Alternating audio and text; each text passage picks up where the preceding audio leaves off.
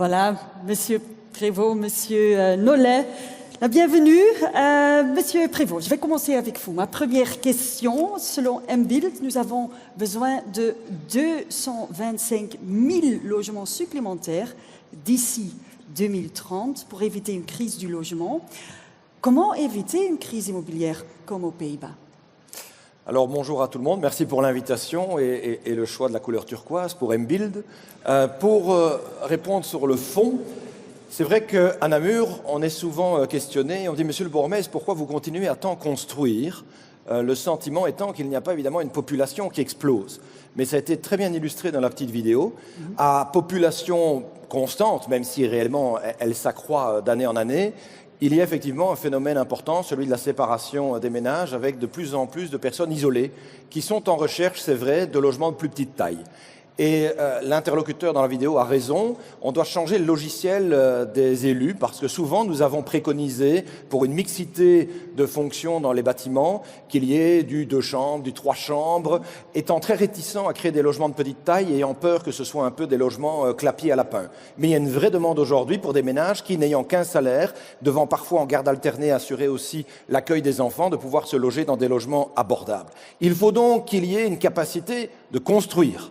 Premier élément, ça veut dire une simplification dans les délais d'octroi des permis.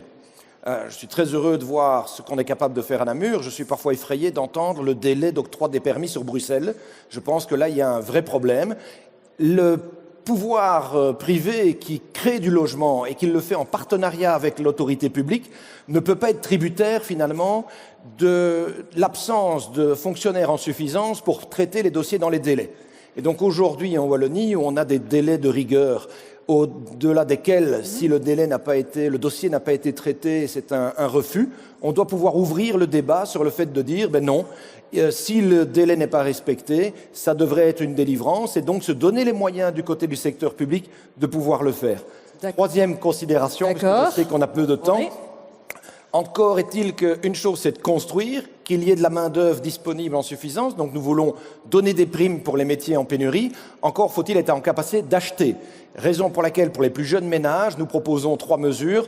La première, qui est un étalement des droits d'enregistrement sur 20 ans, parce que souvent, comme la banque ne prête plus 100%, c'est une difficulté supplémentaire pour les jeunes de devoir dégager le budget pour le notaire. Nous souhaitons que les 100 premiers 1000 euros qui sont gagnés au cours d'une carrière professionnelle pour un jeune soient exonérés de toute taxe pour se constituer un petit pécule qui pourra servir notamment en part contributive pour son premier logement. Okay. Et puis nous souhaitons aussi, et je termine par ça, supprimer les droits de succession, parce que, outre le fait que moralement on peut questionner cette taxe sur la mort, nous préférons plutôt que d'aller ponctionner 70%, 80% parfois dans les cas de figure dans certains héritages, cet argent serve aux familles, par exemple, pour rénover leur logement ou réinvestir dans du patrimoine et donc mettre de l'huile dans la machine économique pour la construction. Merci Monsieur Prévost, ce sont des point de vue très très clair. Monsieur Nollet, que veut faire Écolo pour nous assurer de pouvoir encore acheter un bien immobilier? Et vous avez assez de temps, hein, ne t'inquiète pas. Bonjour à tout le monde d'abord et merci de nous accueillir ici. Effectivement, l'accès au logement, le droit au logement, c'est au cœur de notre programme politique. Mais on se rend compte qu'aujourd'hui, c'est de plus en plus difficile, notamment pour les jeunes, de pouvoir acquérir un logement. C'est la raison pour laquelle on a différentes propositions concrètes et je propose d'être directement dans le concret. Un, il faut encore augmenter l'abattement fiscal sur les droits d'enregistrement. On l'a fait déjà en Wallonie, plus 20 000 en plus, on l'a fait en Bruxelles aussi. Il faut pouvoir continuer dans cette logique-là. Deux, on l'a dit tout à l'heure, la modularité des bâtiments est importante et je rejoins ce qui a pu être dit en la matière.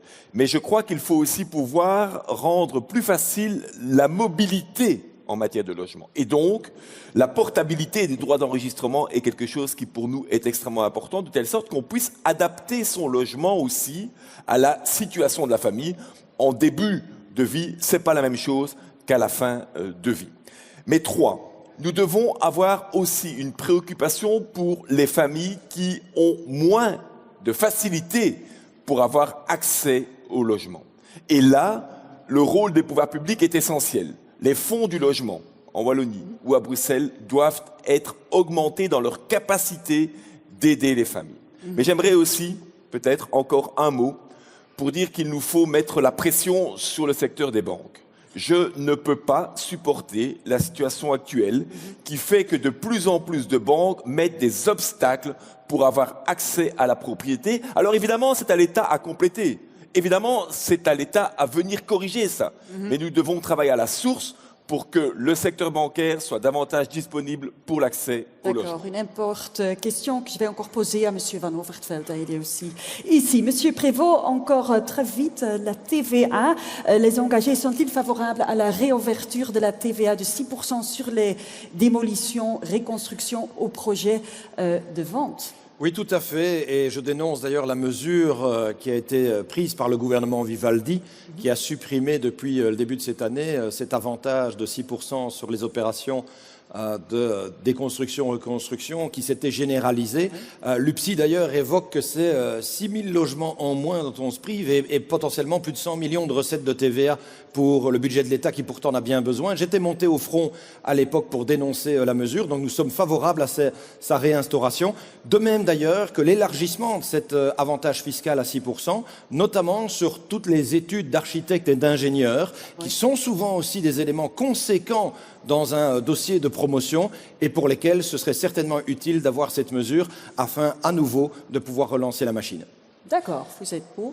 Monsieur Nollet, la même question? Alors, moi, je ne vais pas ici faire état de la couleur qui a été choisie, mais du slogan qui a été choisi. Vous savez que nous, notre slogan pour les élections, c'est « Choisir l'avenir ». Et j'ai lu que votre slogan ici pour le forum, c'est « Construire l'avenir ». C'est dire si on peut aussi se rejoindre et créer une alliance, comme on a pu en créer par le passé, Alliance Emploi-Environnement. Mais en l'occurrence, ici, pour la question de la TVA, si on choisit l'avenir, on doit se mettre de plus en plus dans le cadre d'une économie circulaire.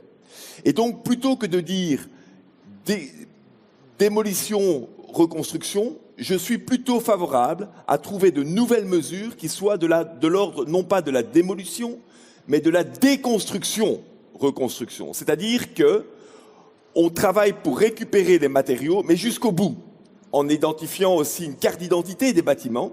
Et alors, on peut imaginer effectivement un soutien fiscal via la TVA, par exemple, mais pas pour la simple et oserais-je dire, bête démolition. Vraiment déconstruction, reconstruction dans le cadre du choix d'avenir pour construire davantage de bâtiments. En ne perdant pas de vue qu'il y a parfois des opérations de déconstruction, reconstruction qui ont une empreinte carbone moindre qu'une rénovation. Donc il faut pouvoir tenir compte aussi de cette réalité. C'est pour ça que je parle de déconstruction.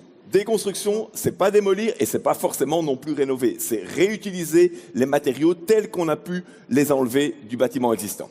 Ok, c'est super clair. Messieurs, merci beaucoup pour la conversation. Merci, bonne journée à tout le monde. Applaudissements, merci. Oui,